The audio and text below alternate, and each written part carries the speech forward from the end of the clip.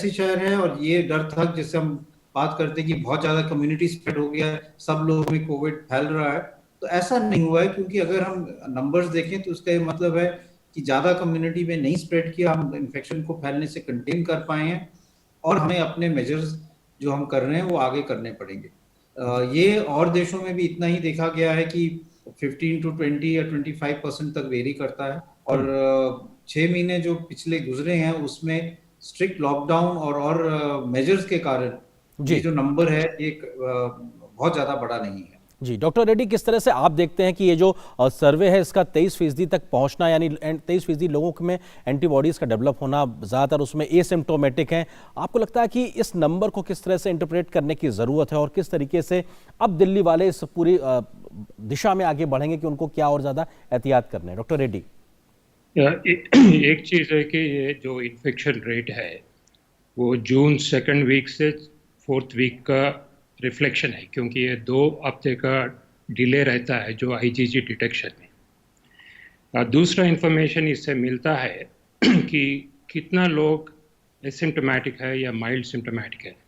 जैसे वो उस टाइम में आप दिल्ली का केसेस देखे तो, पॉजिटिव केसेस देखे तो अराउंड 50 to 60,000 केसेस थे, मगर जब ये 23% कैलकुलेट करते हैं दिल्ली पॉपुलेशन के लिए, एक्स्ट्रापोलेट करें तो ये 40 लाख का पॉपुलेशन होता है।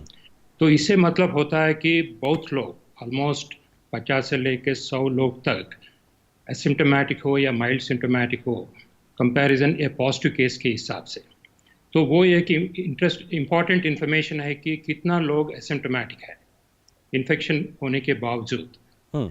और दूसरा इन्फॉर्मेशन आता है कि ये जो इन्फेक्शन फेटालिटी रेट बोलते हैं, जो पेपर्स में देते हैं या आप स्टैटिस्टिक्स में देते हैं, वो केस फेटालिटी है। जैसे इन्फेक्शन आके जो इलनेस डेवलप हुआ है उसमें क्या फेटालिटी है, जो 2.6% आज का फेटालिटी रेट है। अगर आप एक्स्ट्रापोलेट करें तो ये 40 लाख इन्फेक्टेड केसेस में कितना डेथ्स है उस पीरियड में, वो इन्फेक्शन फेटालिटी रेट बहुत कम दिखता है, जैसे 0.05% का है जी। तो मगर ये डाटा और डीप से एनालाइज करना है, क्योंकि ये जो सैंपल रिप्रेजेंटेशन है वो जो एनसीडीसी और एनालाइज कर रहे हैं कि वो इन्फेक्शन फेटालिटी कितना है वो मालूम होता है। जी डॉक्टर रेड्डी, आप रहिए हमारे साथ में। डॉक्टर गुलेरिया भी लगातार हमारे साथ में बने हुए। डॉक्टर गुलेरिया, क्योंकि जो सर्वे है इसको लेकर लगातार ये इससे भी जोड़ा जाता है कि क्या देश में कम्युनिटी स्प्रेड की स्थिति आ गई है। इस सर्वे के नतीजे के आधार पर, इस आधार पर कि ये जो नतीजे निकल के आए, इसके आधार पर हम क्या कह सकते हैं कम्युनिटी स्प्रेड को लेकर? किस प्रकार की हम लाइन ड्रॉ कर सकते हैं? क्या हम बात रख सकते हैं जो आम लोगों को समझ में आए कि आखिर स्थिति परिस्थिति इस वक्त दिल्ली में क्या है और दिल्ली के इस नतीजे से बाकी देश में क्या एक हालात की एक पर्सपेक्टिव तस्वीर बनती है? तो जब हम कम्युनिटी स्प्रेड की बात करते हैं तो हम ये कहते हैं कि अब बीमारी जो है कम्युनिटी में बहुत ज़्यादा फैल गई है, और टेस्टिंग, ट्रैकिंग, आइसोलेशन की इतनी ज़रूरत नहीं है, और हम सिर्फ ट्रीटमेंट और की तरफ ध्यान दें, हॉस्पिटल कैपेसिटी की तरफ ध्यान दें। ये सर्वे ये शो करता है कि ऐसी स्थिति नहीं है। अभी भी बहुत ज़्यादा ऐसे लोग हैं जो ससेप्टेबल हैं, और इसलिए कम्युनिटी स्प्रेड उस पॉइंट ऑफ व्यू से नहीं हो रहा। और हमें जो अपनी टेस्टिंग, ट्रैकिंग और आइसोलेशन की जो हमने जो मेथड्स अपनाए हैं वो हमें अभी भी आगे लेके चलने हैं, क्योंकि उससे ही हम आगे लोगों को में इन्फेक्शन को फैलने से रोक सकते हैं।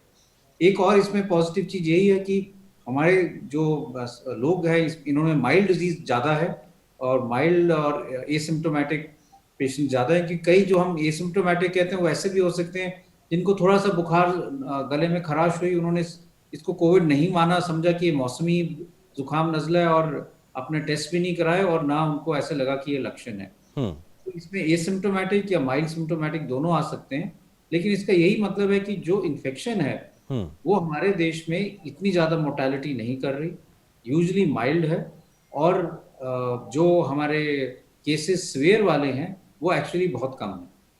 जी डॉक्टर रेड्डी, अगर मैं आपके पास आना चाहूँ, आपको लगता है कि जब ये सर्वे के नतीजे निकल के आए उसमें इस बात को भी लगातार कहा जा रहा है कि जो लॉकडाउन लगाया गया या सरकार के द्वारा तमाम प्रकार के जो प्रतिबंध लगाए गए इस इन्फेक्शन को रोकने के लिए, उसका एक बड़ा सकारात्मक, एक पॉजिटिव इम्पैक्ट देखने को मिला? आपको लगता है कि इस दिशा से भी हमको इस नतीजे को देखने की ज़रूरत है कि सरकार के जो प्रयास हैं उसका फ़ायदा हुआ है? डॉक्टर रेड्डी।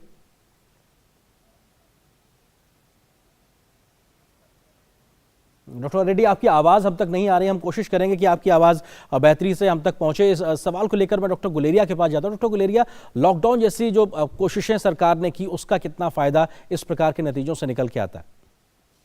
तो लॉकडाउन से बहुत फायदा हुआ है और इससे दो फायदे हुए हैं। एक तो ये जो हम इस सीरो सर्वे से देख रहे हैं कि लॉकडाउन के कारण बीमारी इतनी ज़्यादा फैल नहीं पाई, और हमारे जो दिल्ली में भी सीरो सर्वेलेंस से ये निकला है कि लॉकडाउन से हम उसको कंटेन कर पाए।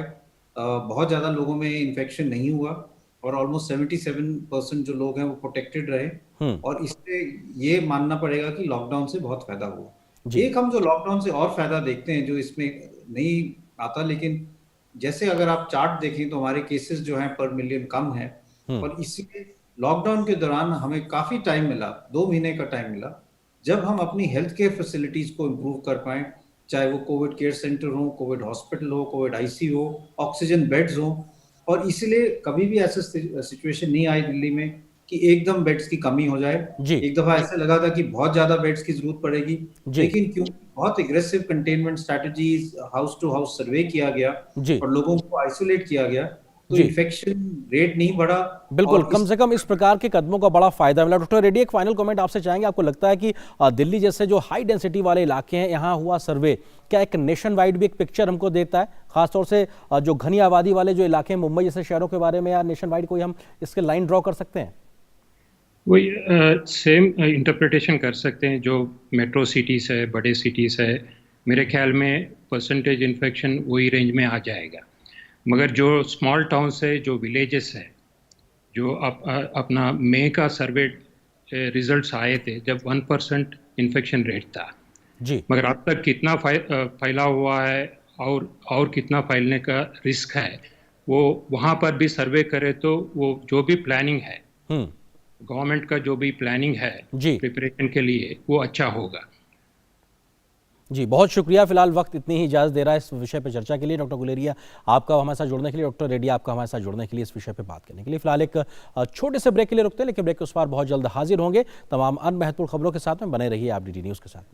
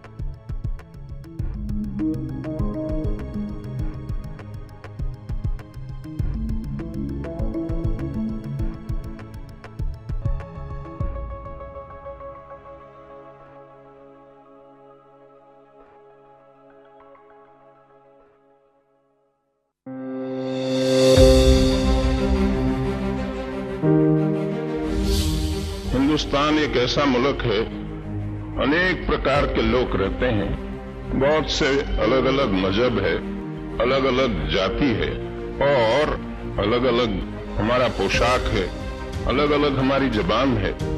ऐसा कोई मुल्क दुनिया में नहीं है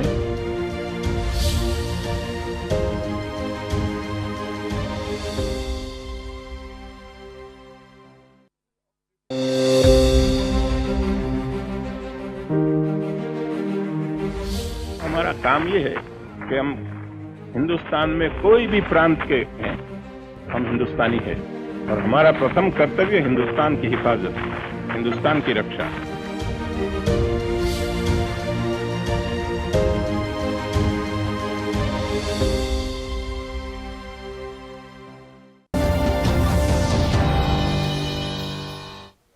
और इस छोटे से ब्रेक के बाद न्यूज़ नाइट में आप सभी का एक बार फिर से स्वागत है। स्वास्थ्य मंत्रालय के ओएसडी राजेश भूषण ने बताया है कि देश में प्रतिदिन प्रति 10 लाख की जनसंख्या पर 180 लोगों की टेस्टिंग हो रही है। इसके साथ ही बड़े पैमाने पर टेस्टिंग कर पॉजिटिविटी रेट को पहले चरण में 10% और आगे 5% से कम करने के लक्ष्य को रखा गया है। भारत में हम 180 टेस्ट पर डे पर मिलियन पॉपुलेशन कर रहे हैं, लेकिन एक और जो महत्वपूर्ण बात है वो ये है कि ये जो पर मिलियन टेस्ट का मापदंड है, इसको पॉजिटिविटी के साथ जोड़कर देखा जाना चाहिए। केवल टेस्ट कर लेना ही पर्याप्त नहीं है। आपको ये टेस्ट इस स्तर पर 140 टेस्ट प्रतिदिन प्रति 10 लाख पॉपुलेशन करने हैं ताकि आपकी पॉजिटिविटी घटकर 10% पर आ जाए पहले चरण में, और जारी रखना है इस स्तर की टेस्टिंग को ताकि आपकी पॉजिटिविटी घटकर 5% या उससे कम हो जाए। So that is the ultimate aim. वहीं नीति आयोग के सदस्य वीके पॉल ने भी बताया है कि एम्स के सहयोग से देश के सभी डॉक्टरों के बीच कोरोना इलाज संबंधी नई जानकारियां और निर्देश को साझा करने के लिए एक प्लेटफॉर्म की शुरुआत की गई है।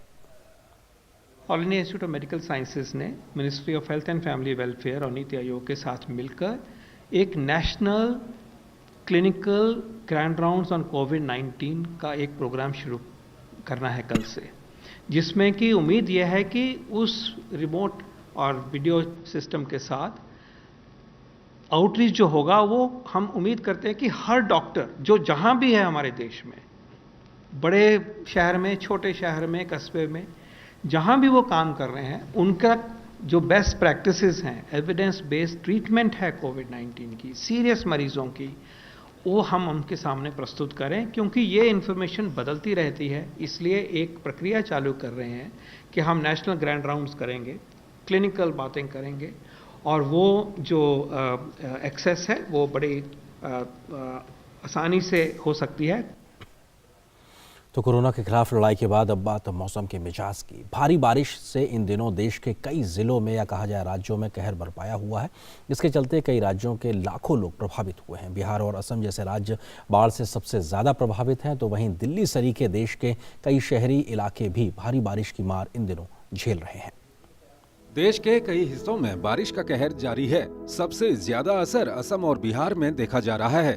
बिहार में सीतामढ़ी, शिवहर, सुपौल, किशनगंज, दरभंगा, मुजफ्फरपुर, गोपालगंज, पूर्वी और पश्चिमी चंपारण में बाढ़ का असर सामान्य जनजीवन पर हो रहा है। वहीं असम में जोरहाट, तेजपुर, गुवाहाटी, ग्वालपाड़ा, धुबरी में ब्रह्मपुत्र और इसकी सहायक नदियां खतरे के निशान से ऊपर बह रही हैं। राज्य के 24 जिलों में 24 लाख लोग अब भी प्रभावित हैं। 2 और लोगों के डूबने से मरने वालों की संख्या 87 हो गई है। भूस्खलन से अब तक 27 लोगों की जान जा चुकी है। पिछले 24 घंटे में बाढ़ की स्थिति में कोई सुधार नहीं है। असम के मुख्यमंत्री सर्बानंद सोनोवाल ने प्रभावित इलाकों का दौरा किया। दूसरी ओर अगर बिहार की बात करें तो नेपाल ने बिहार की परेशानी बढ़ा दी है। यहाँ नेपाल में भारी बारिश के बाद गंडक नदी में करीब 4.5 लाख से ज्यादा क्यूसेक पानी छोड़ने की आशंका बढ़ गई है, जिसको लेकर गोपालगंज में भी हाई अलर्ट जारी किया गया है। अभी तक जो हमारे मैक्सिमम इस बार पानी आया है वो 3,39,000 क्यूसेक आया है, तो उससे करीब 1 लाख से ज़्यादा और पानी उससे ज़्यादा पानी आने की संभावना है। बिहार में मौसम विभाग ने 7 जिलों सारण, भोजपुर, औरंगाबाद, रोहतास, मुजफ्फरपुर, नालंदा और नवादा जिलों के लिए एक नया अलर्ट जारी करके वज्रपात और तेज बारिश की चेतावनी दी है और लोगों को सावधान रहने को कहा है। उधर मेघालय में भी बारिश ने कहर मचा रखा है। गृह मंत्री अमित शाह ने मेघालय के मुख्यमंत्री कोनराड संगमा से बात की और उन्होंने राज्य में बाढ़ की स्थिति से निपटने में हर संभव मदद का आश्वासन दिया। शाह ने राज्य के पश्चिमी गारो पर्वतीय क्षेत्र में बाढ़ के कारण लोगों की मौत पर शोक भी जताया। दिल्ली में बारिश के कारण कुछ जगहों पर जल भराव देखा गया। उत्तराखंड के हरिद्वार में हर की पैड़ी के पास ट्रांसफार्मर में बिजली गिरने से एक दीवार को नुकसान हो गया। वहीं राज्य के पर्वतीय जिलों में बारिश के कारण नदियां उफान पर हैं। News night desk, DD news. और बात राजस्थान की। राजस्थान उच्च न्यायालय ने कांग्रेस के 19 बागी विधायकों द्वारा विधानसभा स्पीकर के नोटिस के खिलाफ दायर याचिका पर फैसला 24 जुलाई तक के लिए सुरक्षित रख लिया है। इसके साथ विधानसभा अध्यक्ष को बागी विधायकों पर किसी भी तरह की कार्रवाई को 24 जुलाई तक स्थगित करने का आग्रह किया गया है, जिसे विधानसभा अध्यक्ष की ओर से स्वीकार कर लिया गया है। गौरतलब है कि पिछले गुरुवार से इस मामले पर सुनवाई चल रही है। मंगलवार दोपहर 12 बजे दोनों पक्षों की ओर से बहस पूरी होने के बाद अदालत ने इस मामले में 3 अन्य स्वतंत्र पक्षकारों को भी सुना। मुख्य न्यायाधीश इंद्रजीत मोहंती और न्यायाधीश प्रकाश गुप्ता की डिवीजन बेंच ने दोपहर बाद कहा कि इस याचिका पर फैसला 24 जुलाई को सुनाया जाएगा।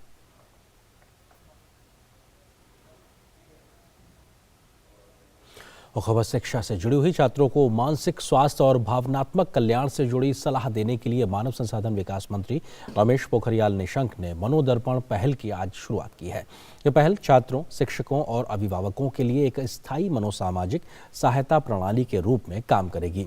मनोदर्पण की शुरुआत करते हुए मानव संसाधन विकास मंत्री ने कहा कि आत्मनिर्भर भारत अभियान के तहत इस पहल को शुरू किया गया है।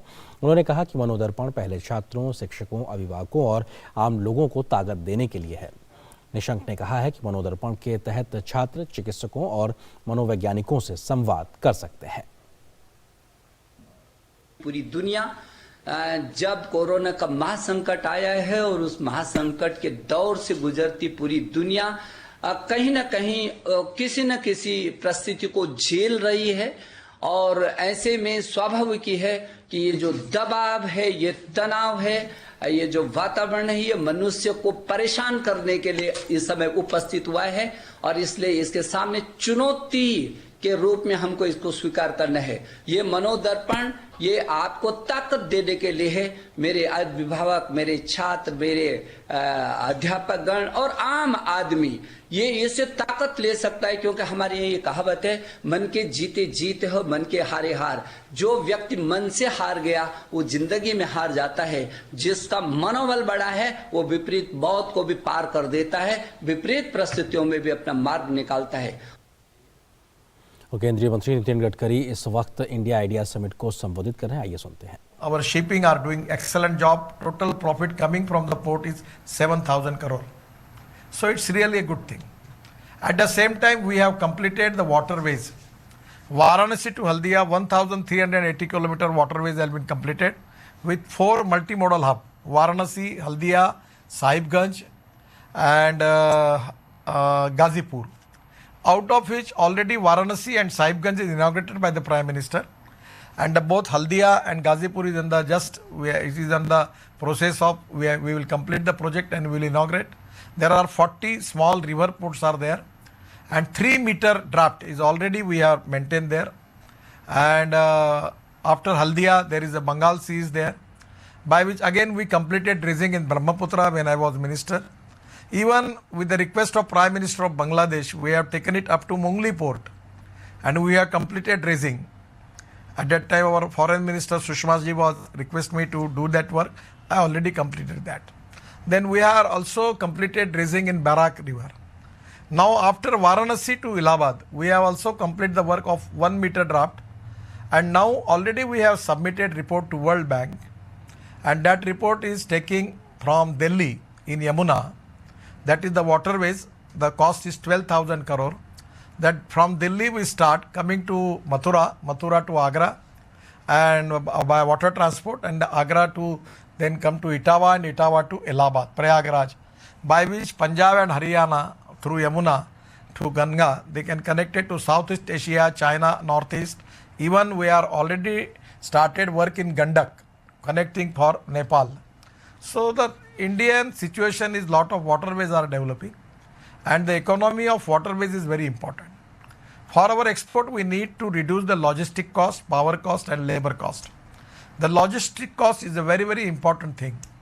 As compared with USA and China, our logistic cost is very high. So now by going by road, the cost is, for example, 10 rupees. Going by railway is 6 rupees, and going by waterways is 1 rupees. And now our plan is to use LNG as a fuel, methanol as a fuel on waterways. Again, that we can reduce that cost. What I will request you that here is a great opportunity for amphibious seaplane, catamaran, hovercrafts. Already you know that Canada in Vancouver, lot of people are using seaplane, amphibious seaplane. In Maldives, already there is a successfully service available for amphibious seaplane. और सुन रहे थे केंद्रीय मंत्री नितिन गडकरी को। और वहीं इससे पहले इसी कार्यक्रम को संबोधित करते हुए वित्त मंत्री निर्मला सीतारमण ने कहा है कि सरकार ने निजी क्षेत्र को बढ़ावा देने का काम किया है। उन्होंने देश में हो रहे ढांचागत सुधारों का भी इस कार्यक्रम के समय जिक्र किया। In India, there is no sector which is reserved for public sector alone to be present. We have announced that we will have a list of strategic sectors, which will be only a select few, and in only them will there be private sectors, public sector remaining. In other words, in every sector, private sector will be, every sector of economic activity, private sector will be invited. The public sector or the public sector undertakings will be present only in certain determined, predetermined, certain announced areas of activities. They will be only up to a maximum of 4 public sector organizations and not more. The private sector is going to be anywhere. So, simply put, there will not be any activity in India which will be the exclusive domain of the public sector undertakings. Rahul Gandhi के द्वारा एक tweet के जरिए मोदी सरकार की उपलब्धियों पर कटाक्ष के बाद अब केंद्रीय मंत्री प्रकाश जावड़ेकर ने कांग्रेस नेता पर पलटवार किया है। प्रकाश जावड़ेकर ने राहुल गांधी को करारा जवाब देते हुए बड़ा निशाना साधा है। केंद्रीय मंत्री ने कोरोना के खिलाफ लड़ाई में देश की उपलब्धियों को बताया है। उन्होंने कहा कि राहुल गांधी वीर कोरोना योद्धाओं और देश की जनता का अपमान कर रहे हैं। साथ ही केंद्रीय मंत्री ने शाहीन बाग से लेकर राजस्थान में कांग्रेस की सियासी संकट पर राहुल गांधी को घेरा है। मुझे लगता है कांग्रेस पार्टी अब केवल ट्वीट की पार्टी बनकर रह जाएगी, क्योंकि जनता में काम नहीं, एक के बाद एक राज्य गंवा रहे, और इसलिए हताश निराश भी सरकार पर कुछ भी प्रहार करने की चेष्टा कर रही है, वो सफल नहीं होंगे। प्रकाश जावड़ेकर ने कांग्रेस पार्टी पर बिना किसी आधार के ट्वीट करने का भी आरोप लगाया है। आज उन्होंने ट्वीट किया फरवरी से जुलाई तक क्या किया, तो हम भी उनको जरा हिसाब बताते कि राहुल बाबा 6 महीने की आपकी उपलब्धि क्या है। फरवरी में शाहीन बाग और दंगे, मार्च में सिंधिया और मध्य प्रदेश गंवाना, अप्रैल में श्रमिकों को उकसाना, मई में ऐतिहासिक हार की 6ठी वर्षगांठ, जून में चीन की वकालत और जुलाई में राजस्थान में पार्टी तबाह। तो यही आपका काम चल रहा है। मध्य प्रदेश के राज्यपाल और भाजपा के वरिष्ठ नेता लालजी टंडन का लखनऊ में अंतिम संस्कार आज किया गया।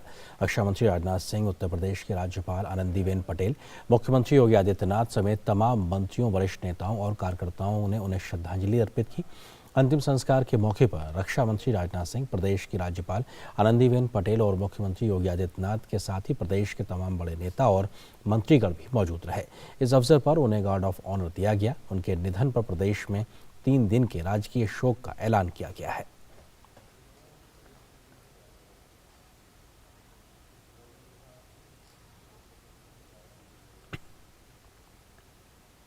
और बात रक्षा तैयारियों से जुड़ी खबर की, देश को राफेल लड़ाकू विमान जल्द ही मिलने वाले हैं और पहले 5 राफेल लड़ाकू विमान इस महीने के अंत तक भारत पहुंच जाएंगे और उन्हें भारत पहुंचते ही अंबाला एयरफोर्स स्क्वाड्रन में शामिल किया जाएगा।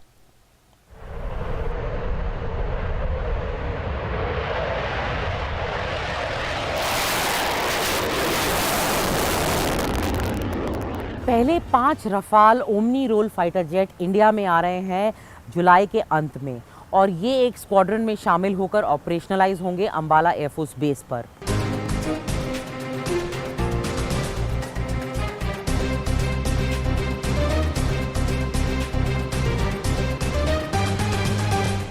रफाल एक गेम चेंजर इसीलिए माना जाता है क्योंकि उसके अंदर आर्म्ड होते हैं, वो इक्विप्ड होता है Meteor air to air missiles और स्कैल्प क्रूज मिसाइल से। पिछले साल रक्षा मंत्री राजनाथ सिंह ने मेरिन्याक फ्रांस में अक्टूबर में पहले रफाल को फॉर्मली एक्सेप्ट किया था। हालांकि ये 5 रफाल्स इंडिया में मई में आने थे, लेकिन कोरोना वायरस पैंडेमिक की वजह से ये 2 महीने से डिले हो गया। इंडियन एयरफोर्स के पायलट्स, ग्राउंड क्रू और इंजीनियर्स ऑलरेडी ट्रेनिंग ले चुके हैं फ्रांस में रफाल्स पर और इनके जो वेपन सिस्टम्स हैं जैसे कि मिसाइल्स, जैसे कि मीटियोर, स्कैल्प और बाकी स्पाइस बॉम्ब्स एक्सेट्रा, ये सारे भी इनकी डिलीवरी इंडिया में हो चुकी है।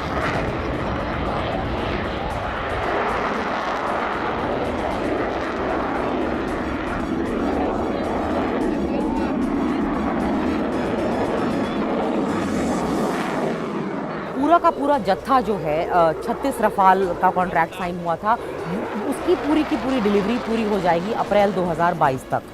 रफाल इसीलिए गेम चेंजर माना जाता है क्योंकि ये इंडिया को एक डिसाइसिव एज देगा दुश्मनों पर, क्योंकि इसके अंदर इंजन के अंदर कैपेबिलिटी है कि ये कोल्ड स्टार्ट कैपेबिलिटी रखता है, यानी कि लद्दाख जैसी हाई एल्टीट्यूड जगह से भी ये टेक ऑफ कर सकता है और इंडिया को एक सिग्निफिकेंट एज देगा औरों से। कैमरा पर्सन सुमित नौडियाल के साथ नई दिल्ली से मैं नंदिता डागर, डीडी न्यूज़ के लिए।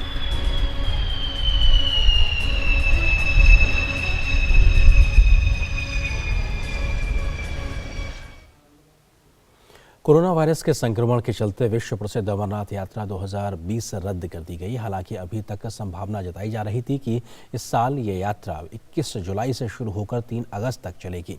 इस बीच शुक्रवार को यात्रा के लिए प्रथम पूजा भी आयोजित की गई। भगवान भोलेनाथ की पवित्र अमरनाथ यात्रा हर साल जून महीने में शुरू होती थी।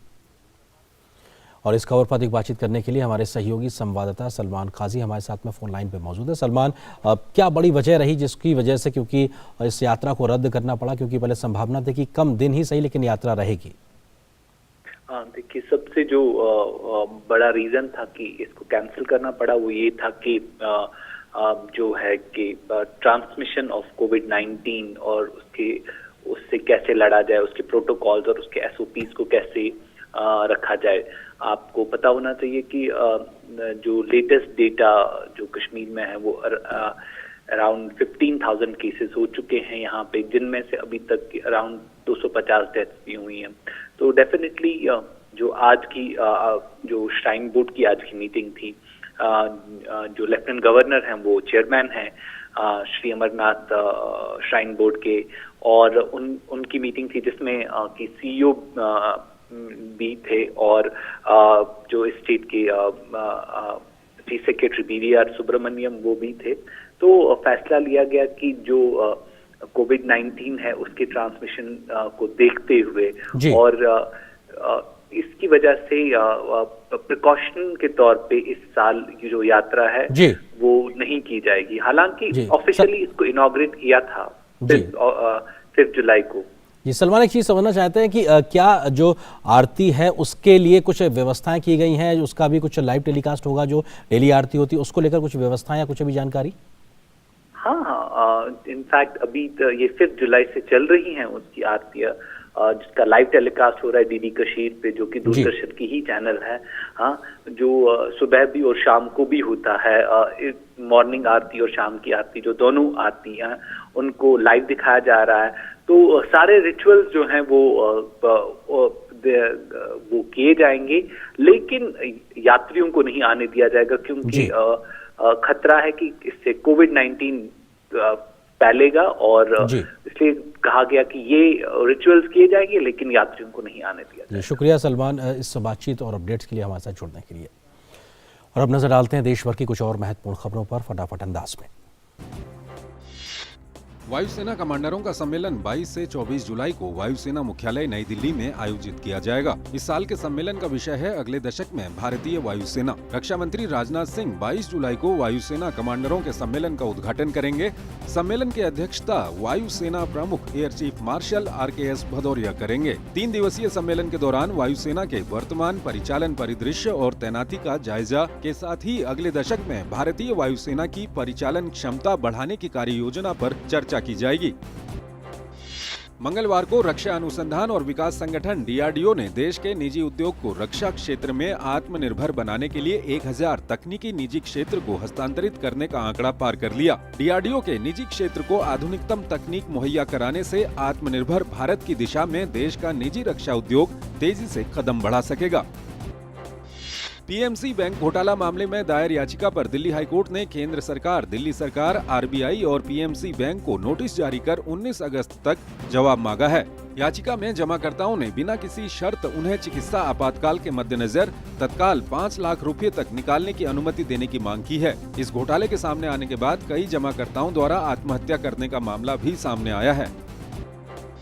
CBI ने राजस्थान के मुख्यमंत्री अशोक गहलोत के OSD देवाराम सैनी से SHO विष्णुदत्त बिश्नोई आत्महत्या मामले में पूछताछ की। जयपुर में देवाराम सैनी से CBI की ये पूछताछ करीब 2 घंटे तक चली। सोमवार को इसी मामले में CBI ने कांग्रेस विधायक और ओलंपिक पदक विजेता कृष्णा पुनिया से भी पूछताछ की थी। SHO विष्णुदत्त चूरू जिले के राजगढ़ थाने में तैनात थे। 23 मई को उनका शव उनके आवास से बरामद हुआ था। उन्होंने एक नोट में एक मामले की जांच में राजनीतिक दबाव डाले जाने का जिक्र किया था। केरल में सामने आए सोना तस्करी मामले में NIA की विशेष अदालत ने मुख्य आरोपी स्वप्ना सुरेश और संदीप नायर की हिरासत 24 जुलाई तक बढ़ा दी है। इस बीच NIA ने मामले में एक और आरोपी सरित को हिरासत में लेकर तिरुवनंतपुरम सहित अन्य जगहों पर ले जाकर जांच की है। सीमा शुल्क विभाग ने 5 जुलाई को करीब 15 करोड़ की कीमत वाले 30 किलोग्राम सोने की तस्करी का पर्दाफाश किया था। ये सोना राजनयिक चैनल का इस्तेमाल कर लाया जा रहा था। राजा मानसिंह हत्याकांड में 11 लोग दोषी करार दिए गए हैं। सजा पर फैसला बुधवार को सुनाया जाएगा। राजस्थान के बहुचर्चित और भरतपुर रियासत के राजा मानसिंह हत्याकांड में 3 आरोपियों को बरी कर दिया गया है। 35 साल पुराने इस मुकदमे की सुनवाई के लिए राजा मानसिंह की बेटी दीपा सिंह, उनके पति विजय सिंह मथुरा कोर्ट पहुंचे थे। 21 फरवरी 1985 को भरतपुर के राजा मानसिंह व 2 अन्य की डीग थाना क्षेत्र की पुलिस ने मुठभेड़ कर हत्या कर दी थी। मामले में CBI ने जाँच की थी और सुप्रीम कोर्ट के आदेश पर साल 1990 से मथुरा कोर्ट में सुनवाई चल रही थी। रूस ने इस बात से साफ इनकार किया है कि वो दूसरे देशों के चुनावों में दखल अंदाजी करता है। रूस की ओर से ये बात उस ब्रिटिश संसदीय खुफिया और सुरक्षा समिति की लीक हुई रिपोर्ट के बाद आई है, जिसमें रूस के बारे में कहा गया है कि साल 2014 में स्कॉटलैंड स्वतंत्रता जनमत संग्रह अभियान पूरी तरह से रूस से प्रभावित था। सूडान ने मंगलवार को 1989 में सैन्य तख्तापलट का नेतृत्व करने के आरोप में बेदखल राष्ट्रपति उमर अल-बशीर और उनके कुछ पूर्व सहयोगियों के खिलाफ एक नया मुकदमा शुरू किया। स्टेट टीवी ने बशीर का फुटेज दिखाए बिना ट्रायल का प्रसारण किया। 3 दशक तक सत्ता में रहे बशीर का पिछले साल तख्तापलट हो गया था, जिसके बाद से वो खरतूम की जेल में हैं। बशीर के खिलाफ भ्रष्टाचार के अलावा उनके राज्यकाल के दौरान विरोध प्रदर्शन में शामिल लोगों की हत्या के संबंध में भी मुकदमा और जाँच चल रही है। यूक्रेन के पश्चिमी शहर लुत्स्क में मंगलवार को एक व्यक्ति ने एक बस जिसमें 20 लोग सवार थे बंधक बना लिया। पुलिस के मुताबिक बंधक बनाने वाले व्यक्ति ने अपने पास हथियार और विस्फोटक होने की बात कही। हालांकि पुलिस ने इस बारे में कुछ भी नहीं बताया कि बंधक बनाने वाले व्यक्ति की मांग क्या थी। इस संबंध में यूक्रेन के राष्ट्रपति ने कहा कि गोलियों की आवाज सुनी गई और बस को नुकसान हुआ है। और अब देखते हैं कोविड-19 से जुड़ी कुछ अंतर्राष्ट्रीय महत्वपूर्ण खबरें। चीन में कोविड-19 की वैक्सीन के दूसरे चरण का प्रयास पूरा किया गया। इसमें वैक्सीन को पूरी तरह से सुरक्षित पाया गया और प्रतिरक्षा प्रणाली पर अच्छी प्रतिक्रिया व्यक्त की गई। मई में प्रकाशित रिपोर्ट से पता चलता है कि दूसरे चरण में पहले चरण के मुकाबले ज्यादा लोगों को शामिल किया गया। वैक्सीन की पहचान के लिए ये चरण काफी महत्वपूर्ण है और तीसरे चरण पर काम चल रहा है। ब्रिटेन के प्रधानमंत्री बोरिस जॉनसन ने अपने मंत्रिमंडल के शीर्ष सहयोगियों के साथ आमने सामने की बैठक में हिस्सा लिया। इस तरह की बैठक 17 मार्च के बाद आयोजित हुई। बैठक के दौरान कोरोना के कारण अर्थव्यवस्था के हुए नुकसान की भरपाई और इसे फिर से पटरी पर लाने को लेकर चर्चा हुई। डाउनिंग स्ट्रीट ऑफिस में सप्ताह के दौरान होने वाली मंत्रिमंडल की बैठक को कोविड-19 के खतरे के नियंत्रण से बाहर निकलने के बाद बंद कर दिया गया था। यूरोपीय संघ के नेता कोरोना वायरस से निपटने के लिए एक विशाल फंड बनाने पर सहमत हुए हैं। इसे कोरोना महामारी से प्रभावित यूरोपीय यूनियन के देशों को बचाने का ऐतिहासिक राहत प्लान बताया जा रहा है। फ्रांस के राष्ट्रपति इमैनुअल मैक्रों ने कहा कि